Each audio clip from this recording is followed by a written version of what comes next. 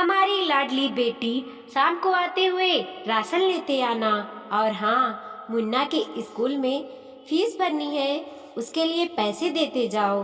बीबी की इस मांग पर जेब उल्टी करके दिखाने के सिवा बड़े के पास कोई दूसरा उत्तर नहीं था। माथे पर चिंता की सिकन के साथ सवेरे तो बड़ा भाई अपने काम पर निकल गया, लेकिन उस शाम उसने पूरे परिवार के सामने इस आर्थिक संकट को दूर करने के लिए एक प्रस्ताव रखा। क्यों ना हम उस फ्लैट को बेच दें जिसे बाबूजी ने लक्ष्मी को शादी में देने के लिए खरीदा था। बेटी की दी हुई चीज वापस नहीं मांगते, पाप लगता है। लक्ष्मी का जन्म होते ही घर खुशियों से भर गया था, तभी तुम्हारे बाप ने ये तय कर लिया था कि ये फ्लैट लक्ष्मी का है, जो उसे उसकी शादी में दे दिया जाएगा। माँ ने अपना विरोध जताते हुए कहा, कौन सी बेटी? वो बेटी जो प्रेम विवाह कर घर की इज्जत को खाक में मिला गई और पिता की अंतिम यात्रा में भी ना शामिल हुई।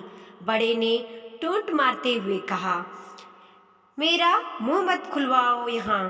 कौन नहीं जानता कि लक्ष्मी को उस दिन गली के नाके से ही लौटा दिया गया था और उससे अपने पिता से आखिरी बार मिलने का हक भी छीन लिया गया था।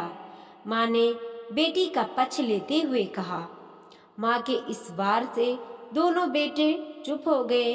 न बड़ा बेटा कुछ बोल पाया, न छोटे बेटे के मुंह में कोई शब्द फूटा। थोड़ी देर शांति के बाद छोटा भाई बोला, फ्लैट तो बेच देंगे, पर क्या लक्ष्मी कागजात पर दस्तखत करेगी? मुझे नहीं लगता वो हमारा भला सोच भी सकती है। आखिर है तो औरत जात, पुरुषों की परिस्थिति कैसे समझ पाएगी?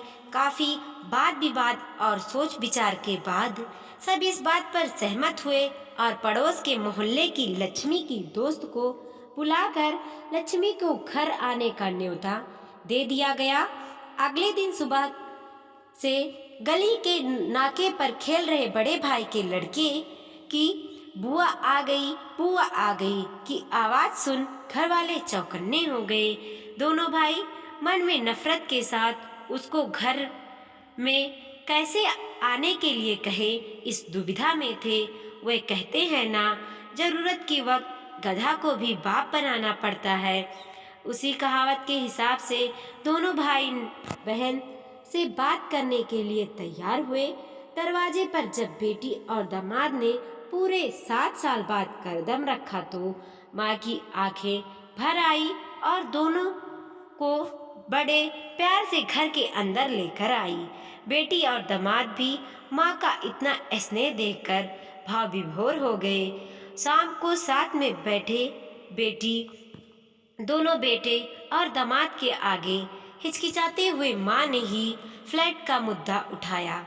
लक्ष्मी को थोड़ा टेंशन था कि कोई बड़ी बात होगी। लक्ष्मी उस दिन से यह सोच रही थी कि ऐसी क्या बात हो सकती है कि जो खड़ूस भाई उसे बाप का मुंह भी नहीं देखने के खिलाफ थे, वे अचानक इतने कैसे पिघल गए। लेकिन अब उसको सारा बात समझ में आ गई। लक्ष्मी ने तिरछी नजर से पति की तरफ देखा तो वह बोल पड़ा, देखिए माँ जी, शादी से पहले जो कुछ आपका था वो आप ही का ही रहेगा। आप जहाँ कहेंगे हम वहाँ साइन कर देंगे। सुबह से आपने जीजा से नजरें चुरा रहे दोनों भाइयों ने अब अपने जीजा को अच्छे से देखा। सुबह फ्लैट के कागजात पर बहन के दस्तक लेकर काम खत्म किए जाए यह तय हुआ। सब इस मीटिंग को खत्म कर उठ ही रहे थे कि टीवी पर अनाउंसमेंट हुआ कि आने वाले 21 दिनों तक देश में लॉकडाउन लगाया जा रहा है। लक्ष्मी के पति ने फोन पर बात करने के बाद कहा, अब हम क्या करेंगे लक्ष्मी, कल की बस तो रद्द हो गई और 21 दिनों तक कोई बस नहीं है, हम तो फंस गए। इस खबर से दोनों भाई बहुत निराश हुए, क्योंकि एक तो उनकी आमदनी कम थी और दोनों लोगों का और खाना पीने का बोझ बढ़ गया था। लेकिन माँ अंदर ही अंदर खुश थी, क्योंकि इतने बरसों बाद घर वापसी लौटी बेटी इस बहाने कुछ दिन आराम से उसके साथ रह पाएगी। दोनों भाई छूटक सब्जी और फल बेचा करते थे। कुछ दिनों में ही लॉकडाउन के चलते और कोरोना वायरस के चलते लोगों ने उनसे सब्जियां और फल खरीदने बंद कर दिए।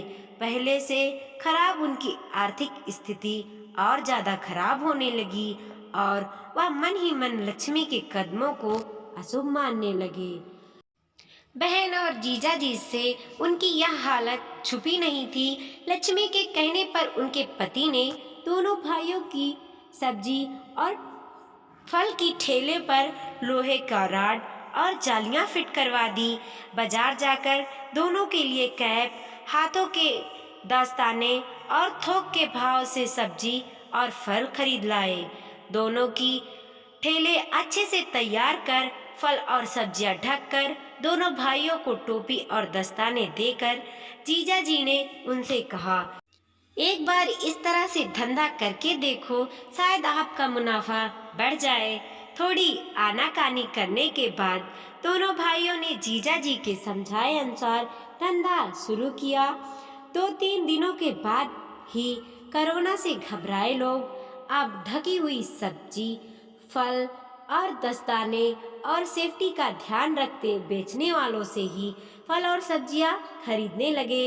इस तरह समझदार दामाद की वजह से धीरे धीरे दोनों भाइयों का धंधा अच्छा चलने लगा और उनका घर का गल्ला जो पहले खाली हो रहा था अब धीरे धीरे भरने लगा। माँ जैसे अपने मरे हुए पति से मन ही मन कहने लगी, देखो जी, आपकी लक्ष्मी सच में लक्ष्मी है। उसके पांव घर में पड़ते ही घर में खुशियों से भर रहा है।